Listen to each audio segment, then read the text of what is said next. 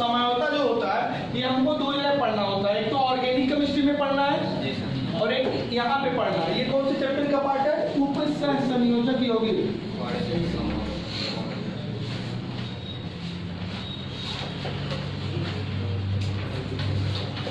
Coordination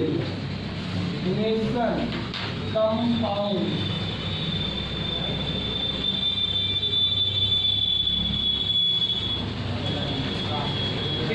संयोजकता को समझने के लिए आपको पढ़ना पड़ेगा समानता होता है कितने तरह का, कितने तरह के होते हैं? दो, संरचनात्मक और त्रिविम।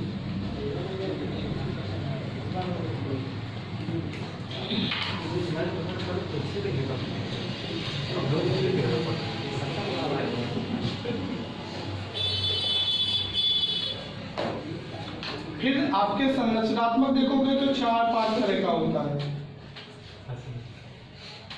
पहला आयरन समावता,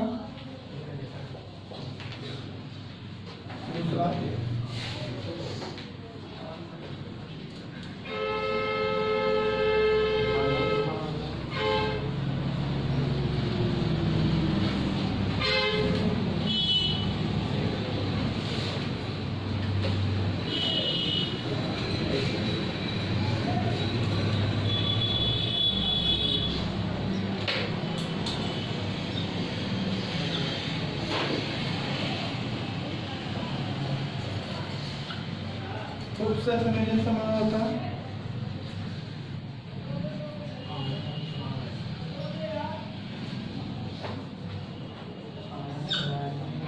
बहुलक समास, इसमें दो,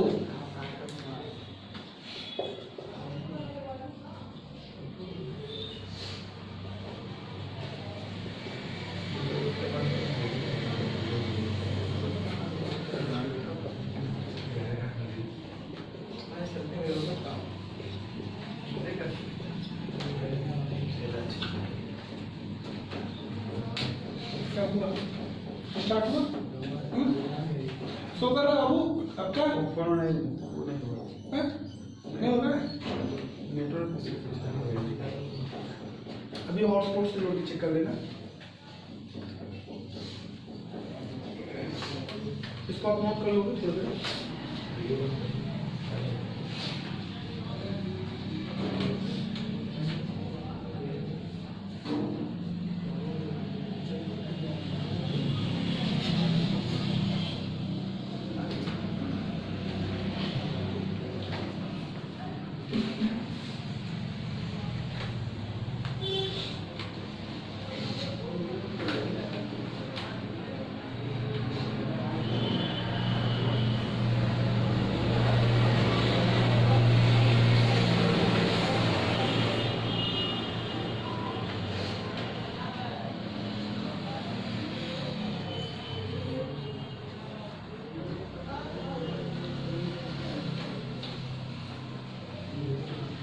बहुत ही बेहतरीन टॉपिक होता है ये हॉरिजॉन्टल बॉन्ड में, क्वेश्चन भी आ सकते हैं और बहुत आसान लैंग्वेज में बता भी सकते हैं। अगर हम ऑर्गेनिक केमिस्ट्री का 11th वाला पढ़े होंगे तो 12th वाला इनऑर्गेनिक वाला और आसान हो जाता, नहीं पढ़े हो तो मुझे याद दिलाते हैं अभी आपको। बस इतना लिख लो, इसके बाद समझने की कोशिश करो और टॉपिक।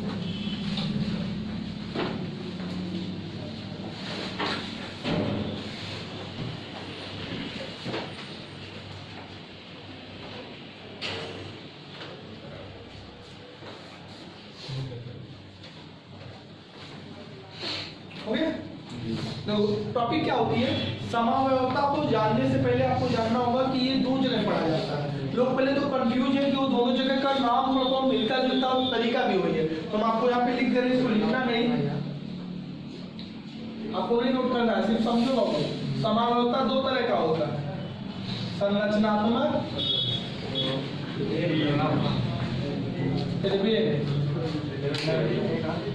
संरचनात्मक 5 तरह का होता है।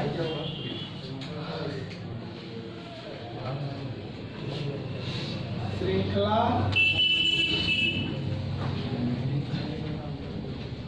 स्थान, क्रियात्मक समूह मध्यावयवता, चलावयवता, और यहाँ भी होते यांत्रिय। ये कंफ्यूजन आज आप दूर कर लेना कि समावयवता दो जगह पढ़ा जाता है। जैसे आप फैराडे का नियम दो जगह पढ़ते हो, फिजिक्स में भी और दोनों अलग अलग है। केमिस्ट्री वाला सेल पे है, इलेक्ट्रोडों पे निक्षेपित पदार्थ के बारे में दिए हैं, जबकि फिजिक्स वाला विद्युत चुंबकीय प्रेरण पे है, वहाँ पे न्यूटन और लेंज का नियम इलेक्ट्रोमैग्नेटिक इंडक्शन बेस पे दिया गया है। तो अगर हम बात करें समावयवता को लेकर, ये भी दो जगह है, केमिस्ट्री में ही दो जगह है। एक ऑर्गेनिक केमिस्ट्री में है, कार्बन वाले यौगिक में, कार्बनिक यौगिकों में समावयवता होती है। दोनों की परिभाषा से ऐसे यौगिक जिनके सूत्र समान लेकिन संरचना सूत्र अलग अलग होते हैं। ऐसे यौगिक जिनके अणुसूत्र समान लेकिन संरचना सूत्र या परमाणुओं की आकाशीय व्यवस्था में भिन्नता होती है। ऐसे यौगिक जिनके अणुसूत्र समान लेकिन उनके संरचना सूत्र या परमाणुओं की आकाशीय व्यवस्था मतलब अरेंजमेंट में भिन्नता होती है, ऐसे यौगिकों को समावयवी आइसोमर और इस घटना को समावयवता आइसोमेरिज्म कहते हैं। क्लियर हो? परिभाषा दोनों वही चलता है, चाहे ऑर्गेनिक वाला पढ़ रहे हो और चाहे इनऑर्गेनिक में कोऑर्डिनेशन कंपाउंड पढ़ रहे हो। ऐसे यौगिक जिनके अणुसूत्र समान होने चाहिए लेकिन उनके संरचना सूत्र या परमाणुओं की आकाशीय व्यवस्था। परमाणुओं की आकाशीय व्यवस्था मतलब क्या कि परमाणु कहाँ कहाँ है, उसकी आकाशीय व्यवस्था स्पेसिफिक अरेंजमेंट उसको बोलते हैं। स्पेसियल अरेंजमेंट जो होता है वो उसमें भिन्नता होती है। तो ऐसे यौगिकों को, ऐसे अणुओं को क्या कहते हैं? समावयवी आइसोमर, समावयवी। वहां पे बड़ी मात्रा कर दोगे तो हटा दोगे, समावयवी। और इस घटना को अब ये दो तरह का होगा, दो यहाँ पे संरचना सूत्र में भिन्नता होती है। बताएंगे ऐसे यौगिक जिनके अणुसूत्र समान होते हैं लेकिन उनका संरचना सूत्र अलग होता है। ऐसे यौगिकों को संरचनात्मक समावयवी और उस घटना को संरचनात्मक समावयवता कहते हैं। लेकिन अगर ये अणुसूत्र और संरचना सूत्र दोनों समान हो जाए लेकिन उसके परमाणुओं की आकाशीय व्यवस्था में भिन्नता हो, तब कौन सा समावयवता कहलाएगा? इसमें सिर्फ अणुसूत्र समान होता है, संरचना सूत्र अलग होता है। इसमें अणुसूत्र संरचना सूत्र दोनों समान होता है, परमाणुओं की आकाशीय व्यवस्था अलग होती है। समझ में आया? इसमें अणुसूत्र समान, संरचना सूत्र अलग। इसमें अणुसूत्र संरचना सूत्र दोनों समान, परमाणुओं की आकाशीय व्यवस्था में अलग। परिभाषा तो अलग नहीं होगी। ऐसे यौगिक जिनके अणुसूत्र समान लेकिन संरचना सूत्र अलग होते हैं, ऐसे यौगिकों को संरचनात्मक समावयवी और इस घटना को संरचनात्मक समावयवता कहते हैं। ऐसे यौगिक जिनके अणुसूत्र और संरचना सूत्र दोनों समान होते हैं लेकिन उनके परमाणुओं की आकाशीय व्यवस्था में भिन्नता होती है, उसे हम द्वितीयक समावयवता कहते हैं। ये बात से यहाँ भी चलता है, यहाँ तो मैच कर गया। अब वही बात यहाँ हम रिपीट कर देते हैं। ऐसे यौगिक जिनका अणुसूत्र समान लेकिन संरचना सूत्र या आकाशीय व्यवस्था, परमाणु की आकाशीय व्यवस्था में भिन्नता होती है, ऐसे यौगिकों को समावयवी और उस घटना को समावयवता कहते हैं। समावयवता मुख्यतः दो प्रकार का होता है, संरचनात्मक समावयवता और त्रिविम समावयवता, स्ट्रक्चरल आइसोमर और स्टीरियोमर। इसमें हम लोग बताते हैं कि ऐसे यौगिक जिनमें अणुसूत्र समान होता है लेकिन उनकी संरचना सूत्र अलग होती है, उसे हम संरचनात्मक समावयवता कहते हैं। लेकिन इसमें अणुसूत्र और संरचना सूत्र ऐसे यौगिक जिसके अणुसूत्र और संरचना सूत्र दोनों समान होते हैं लेकिन उनके परमाणुओं की आकाशीय व्यवस्था में अलग हो जाती है, उसे हम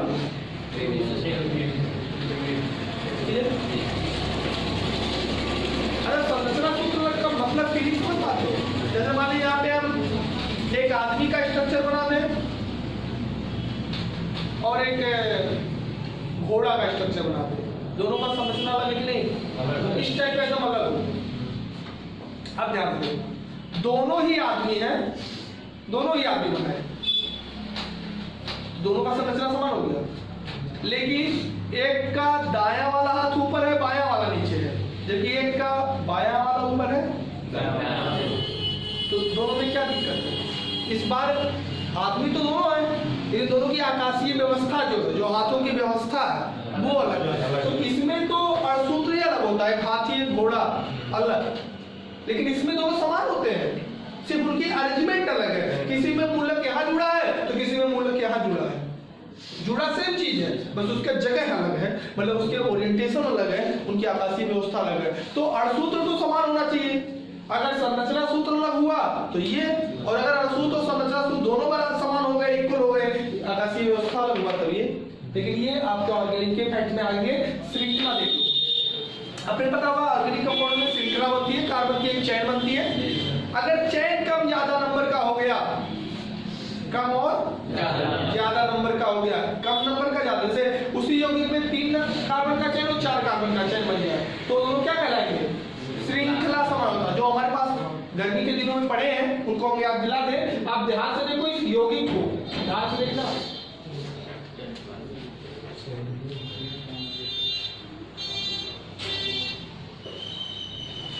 एक बार हम आपको पढ़ाए होंगे, दोनों ही 4 कार्बन के एल्केन है, इसका नाम भी ब्यूटेन है और इसका नाम भी ब्यूटेन है, दोनों ही ब्यूटेन है, बट ये आइसोब्यूटेन के नाम से जाना जाता है, जबकि ये नॉर्मल ब्यूटेन के नाम से जाना जाता है। जैसा कि हमने स्टार्टिंग पेज में पढ़ाया था, दोनों में आप अगर आईपीएससी नाम लिखो तो इसमें कितने कार्बन के चेन मिलने वाले हैं? 4। और इसमें कितने कार्बन के मिलेंगे? 3 मिलेंगे। चाहे जैसे प्लेन होगी 3 मिलेगा, मतलब ये वही यौगिक, ये भी वही यौगिक, इसमें भी 4 कार्बन, 1 2 3 4 और 10 हाइड्रोजन, इसमें भी 4 कार्बन 10 हाइड्रोजन, मतलब इसमें भी 4 कार्बन 10 हाइड्रोजन, इसमें भी 4 कार्बन 10 हाइड्रोजन। दोनों ही यौगिक क्या है? और सूत्र में समान है, लेकिन उनकी संरचना सूत्र अलग है। और उस संरचना सूत्र में क्या दिक्कत है? श्रृंखला में दिक्कत है। इसमें 3 कार्बन की श्रृंखला है, जबकि इसमें 4 कार्बन की श्रृंखला है। तो ऐसे यौगिक कहलाएंगे श्रृंखला समावेवी, और इस घटना को कहलाएगा ये ऑर्गेनिक बता रहे हैं बाबू, चूंकि यहाँ पर नहीं बता रहे हैं। ऑर्गेनिक जानोगे तो ये थोड़ा सा समझ में आ जाएगा। स्थान, ऐसे यौगिक को भी आपने पढ़ा होगा, ध्यान से देखना।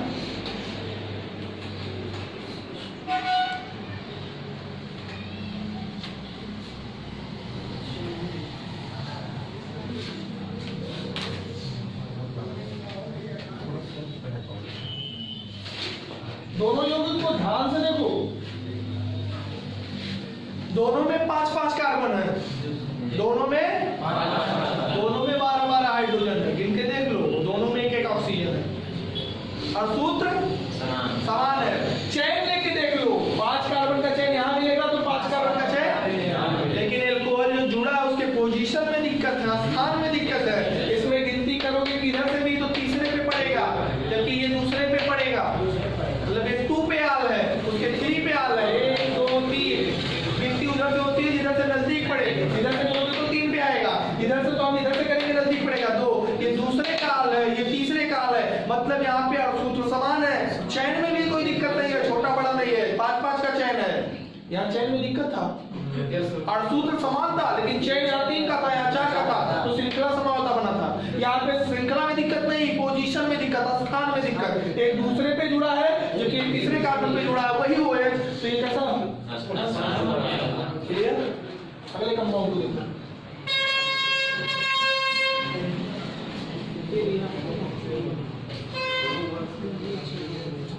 दोनों कंपाउंड में आपको 2 कार्बन 6 हाइड्रोजन 1 ऑक्सीजन दिख रहा होगा, 2 कार्बन 6 हाइड्रोजन, एक इसमें भी 2 carbon 6 hydrogen 1 oxygen, 2 carbon 6 hydrogen 1 oxygen. जरा मॉलिक्यूलर फार्मूला सेम, दोनों में सूत्र समान है, दोनों में सूत्र समान, लेकिन दोनों में क्रियात्मक समूह अलग है। ये ईथर समूह है ROR, जबकि एल्कोहल समूह है। जब क्रियात्मक समूह में अलग आ जाती है और सूत्र समान होते हैं, क्योंकि क्रियात्मक समूह अलग हो जाते हैं, क्रियात्मक समूह समान होता है। ऐसे मध्यवर्ती और चलावर्ती भी होता है, उसको भी हम ऑर्गेनिक कक्षा 11 का कोर्स पढ़ोगे तो जान जाओगे, वो हाथ में नहीं जाएंगे। वो ज्यामिति और प्रकाशी देख लो। ज्यामिति और प्रकाशी क्या होता है? ज्यामिति में अपनी जगह वशिष्ठ टर्म्स के फिगर्स आते हैं, जैसे हम ब्यूटूइन लेते हैं, याद रखना ब्यूटूइन, ब्यूटूइन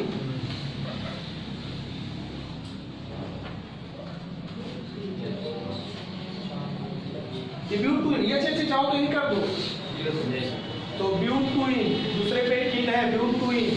इसको ऐसे भी बना सकते हो, एक कोई कह देगा नहीं हम एक CH3 ऊपर रखेंगे, एक 2 CH3 और एक हाइड्रोजन यहाँ रखेंगे, तीनों हाइड्रोजन क्या कर देंगे, नचा दिए इसको। ये दोनों ही ब्यूटूइन बता रहे हैं, दोनों ही कंपाउंड के नाम क्या है, ब्यूटूइन है। लेकिन दोनों में इधर बड़े बड़े वाले रेडिकल एक साथ है और छोटे छोटे वाले एक तरफ है। तो इसमें एक तरफ इधर बड़ा इधर छोटा है, इसमें इधर छोटा। बढ़िया कौन, नीचे वाला। जैसे मान लो 4 सामान तुम्हारे पास है, एक किलो का दूचू है, 10-10 किलो के दूचू है, तो 10-10 वाला टूट डाले वो भी एक ये वेटर को तो लगा फिर क्या करना पड़ेगा, बैलेंसिंग पॉइंट। इसको हम लोग सिस फॉर्म बोलते हैं। कौन सा फॉर्म, और इसको हम ट्रांस फॉर्म बोलते हैं। सिस फॉर्म और ट्रांस फॉर्म लिखा जाता है कि सिस फॉर्म से हमेशा बेहतर होता है कौन, ट्रांस फॉर्म ज्यादा स्थायी होता है, ज्यादा स्टेबल होता है सिस फॉर्म के कंपेयर में। और ऐसे ही यौगिक जिनके सूत्र समान है, संरचना सूत्र समान है, लेकिन उनकी जो व्यवस्था है वो अलग है। एक सिस में है, एक ऐसे यौगिकों को ज्यामितीय समावृत्ति या इस घटना को, और ऐसे देखोगे प्रकाशीय।